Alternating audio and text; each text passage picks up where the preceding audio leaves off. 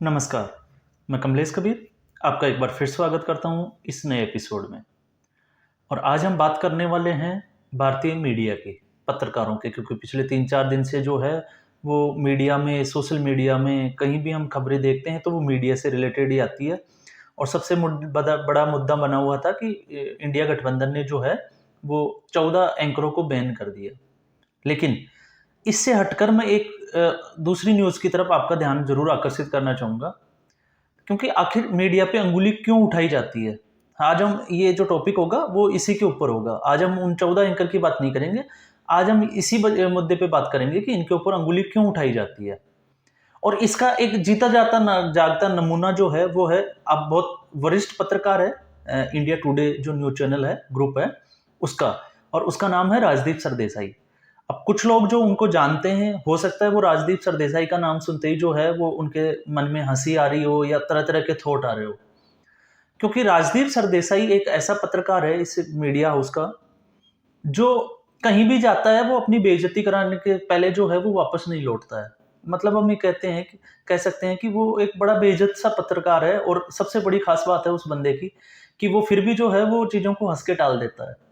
लेकिन अब मैं ऐसा क्यों कह रहा हूँ? मैं ऐसा इसलिए कह रहा हूँ कि अभी G20 का जो शिखर सम्मेलन जो हुआ था, उसके समापन के बाद में एक प्रेस कॉन्फ्रेंस होती है।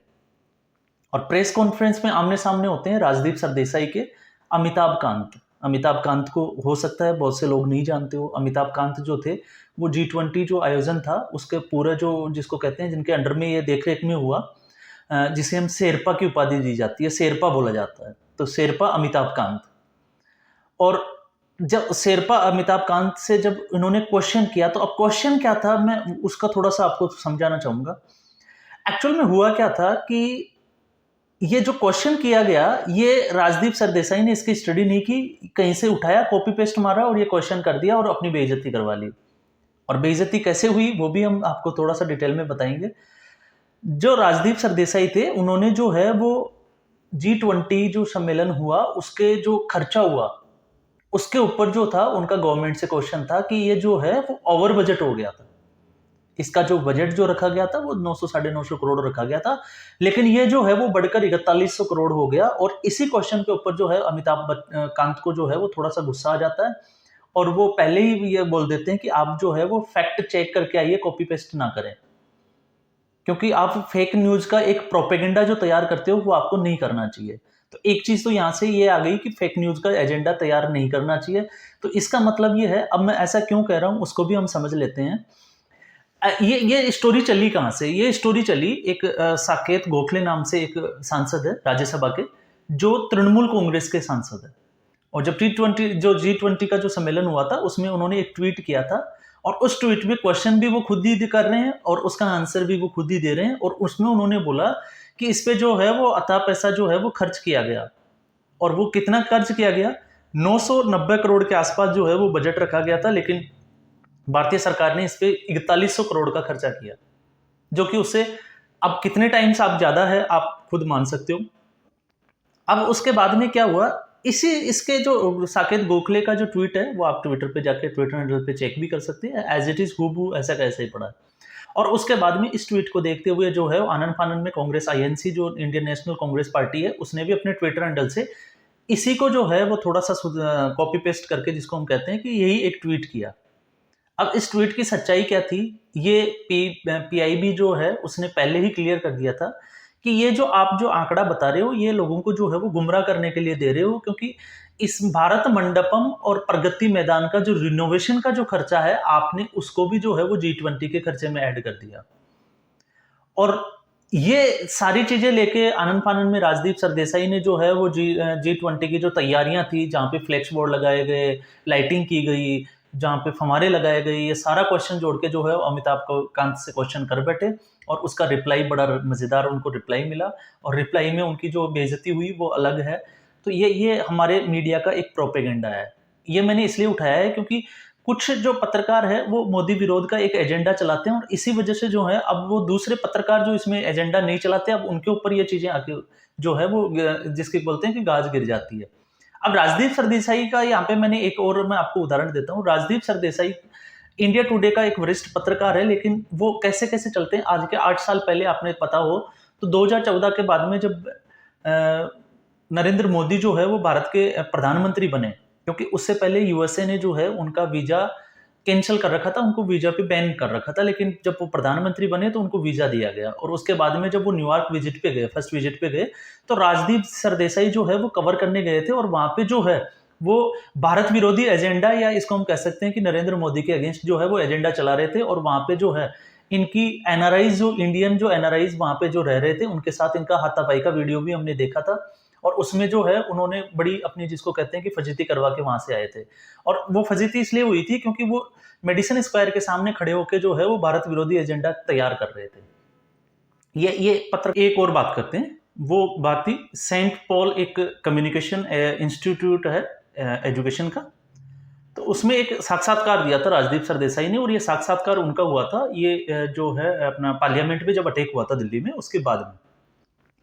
और आप जब उनको उसको आप देखोगे, वो फुटेज निकाल के आप सर्च करके देखो, और देखना भी चाहिए, क्योंकि मैं इसलिए कह रहा हूँ क्योंकि उसके इंटरव्यू में जो इनका जवाब है, वो ये बोल रहे हैं कि जब ये घटना हुई तो उसके बाद में मैंने अपने साथियों को कॉल किया, और साथियों को कॉल करने के बाद में बोला कि ये एक बहुत मजेदार एक मसाला न्यूज मिल गई है, तो आज हम इसको कवर करते हैं और फिर इस बैठ के जो है मजा करते हैं।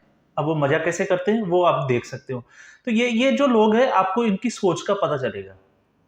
और ये मैं अब पत्रकारों के साथ में जब मैं इसको लिंक कर रहा हूँ तो ये इसलिए कर रहा हूँ। इसके अलावा आप देखोगे सुप्रिया शिंदे जो है वो अभी कांग्रेस पार्टी की जो है वो प्रवक्ता बनी हुई है, और कितनी, जिसको बोलते हैं कि एक बद्धी लैंग्वेज में वो जो है, चाहे वो एंकर हो, चाहे वो दूसरी पार्टी के, विरोधी पार्टियों के जितने भी प्रवक्ता हो, उनसे वो कैसी बात करते हैं ये आप देख भी नहीं सकते। लेकिन मैं इसको इसलिए कोट कर रहा हूं कि इनकी जो राजनीतिक जो मंशा होती है, ये भी जो है वो एक टाइम समय पे एक एंकर हुआ करती थी, फिर इनका कांग्रेस के प्रति प्रेम जागा, और प्रेम जागने के बाद में इन्होंने वहां से एंकरिंग छोड़ के जो है वो कांग्रेस पार्टी ज्वाइन कर ली। तो अगर उन्होंने कांग्रेस पार्टी ज्वाइन कर ली और इनको ये पूछे कि आप पत्रकारों को बैन कर रहे हो, तो क्या आप जब चैनल में रहते हुए आप किसके गाना गा रहे थे, आप किसको फॉलो कर रहे थे, कौन सी पार्टी का जो एजेंडा चला रहे थे? तो सीधी सी बात है, वो उसी का। सबसे बड़ा नाम आशुतोष गोवरीकर, जो आशुतोष पत्रकार है, आपने उनको भी सुना होगा।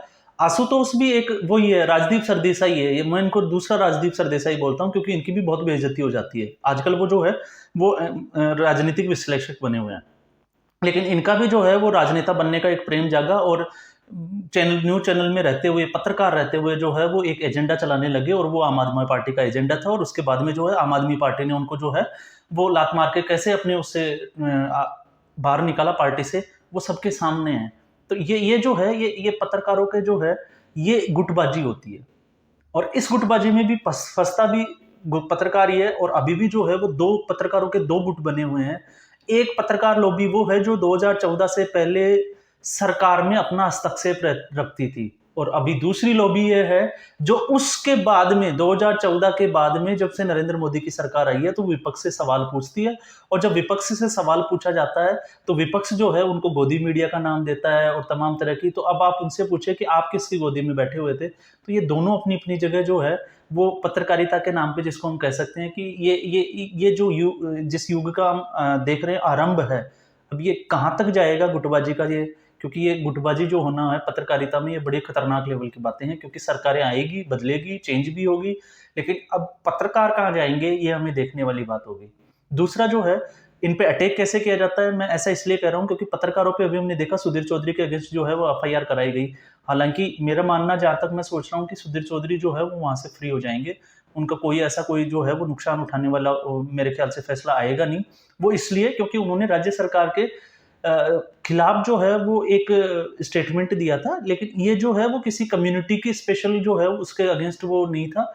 लेकिन कर्नाटक की जो सरकार है उसने अल्पसंख्यकों को वो बीच में लेके कि अल्पसंख्यकों को इन्होंने जो है वो बदनाम करने की कोशिश की, लेकिन नहीं, ये जो था वो राज्य सरकार से उनका क्वेश्चन था। इसलिए जहां तक मेरा आइडिया है, इंडियन कॉन्स्टिट्यूशन और आईपीसी में अगर हम देखते हैं तो हाईकोर्ट जो है वो उनको जो है वो फ्री कर देगा, बरी कर देगा इस फैसले से। लेकिन आने वाला टाइम बताएगा कि अब इसमें क्या होता है।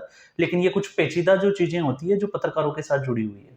तो अब आप समझ गए होंगे कि ये एपिसोड मैंने राजदीप सरदेसाई और सुप्रिया सिनेत और आशुतोष की बात क्यों की थी। तो आज के एपिसोड में बस इतना ही, फिर हम एक एपिसोड के साथ में नए मुद्दे के साथ हाजिर होंगे। तब तक के लिए धन्यवाद।